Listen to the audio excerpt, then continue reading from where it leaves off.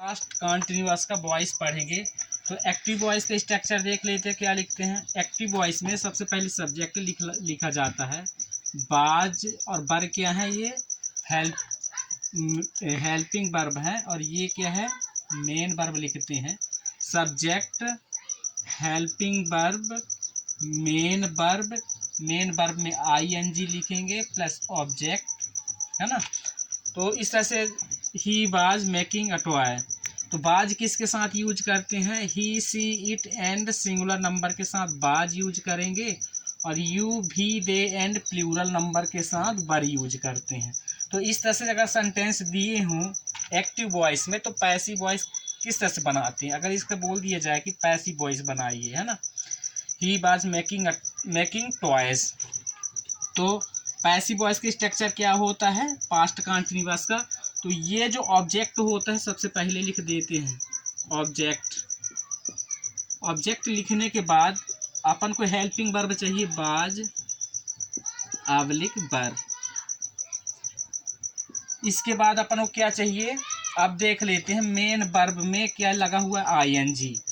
तो third form main verb के साथ आईएनजी नहीं होता है ना, तो आईएनजी को हटाकर अलग से लिख देते हैं बीइंग प्लस ये मेन वर्ब का थर्ड फॉर्म रहेगा, है ना। तो कभी थर्ड फॉर्म में आईएनजी नहीं लगा होता तो आईएनजी को हटाकर, है ना, अलग से थर्ड फॉर्म इस तरह से लिखा जाता है, प्लस बाई लिखेंगे। फिर ये जो सब्जेक्ट होता है सब्जेक्ट का ऑब्जेक्टिव केस लिखा जाता है। सब्जेक्ट का क्या लिखेंगे, ऑब्जेक्टिव केस। तो जैसे ये लिखा है तो इसका पैसिव वॉइस किस तरह से बनाएंगे। तो अब ये हुआ क्या, ऑब्जेक्ट हुआ, ये हुआ मेन वर्ब, ये जो है हेल्पिंग वर्ब है, ये सब्जेक्ट। तो अपन को ऑब्जेक्ट चाहिए, है ना, इसमें ऑब्जेक्ट लिखा तो ऑब्जेक्ट चाहिए। तो ऑब्जेक्ट क्या है, टॉयज। तो टॉयज क्या है, टॉयज मतलब बहुत से खिलौने, प्लूरल है तो प्लूरल के साथ क्या यूज करेंगे, बर यूज करेंगे। इसके बाद ये बीइंग लगा देंगे आईएनजी हटाकर। इसके बाद ये जो थर्ड फॉर्म है ना, तो मेक का थर्ड फॉर्म, मेक का सेकेंड और थर्ड फॉर्म मेड ही होता है, make made made. Made by, अब सब्जेक्ट क्या है, ही है, तो ही सब्जेक्टिव केस में है। जब ही ऑब्जेक्टिव केस में जाएगा तो ही क्या हो जाएगा, हिम हो जाएगा, इस तरह से। अब दूसरा देख लेते हैं। तो ये क्या है, ये ऑब्जेक्ट है, ये है मेन वर्ब, ये है क्या है, हेल्पिंग वर्ब बाज, और ये सी क्या है, सब्जेक्ट। तो अपन को क्या चाहिए, ऑब्जेक्ट।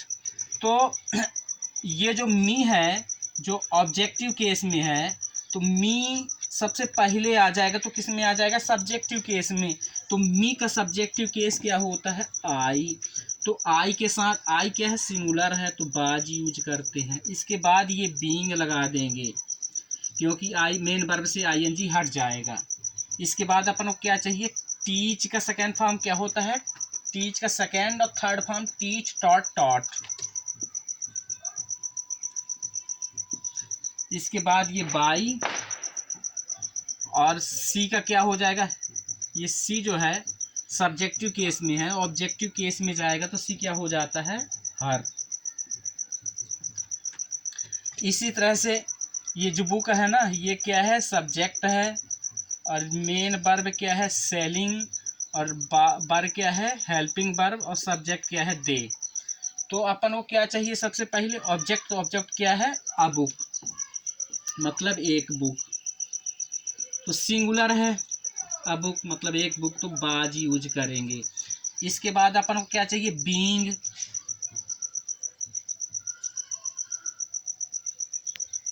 है ना, बीइंग, क्योंकि मेन वर्ब से आईएनजी हट जाएगा तो ये अलग से बीइंग लिख देते हैं। तो ये अब सेल बचेगा, सेल का, सेल, सोल्ड, सोल्ड, है ना, सेल का सेकेंड फॉर्म और थर्ड फॉर्म वही होता है, तो सोल्ड लिखते हैं, सोल्ड बाई।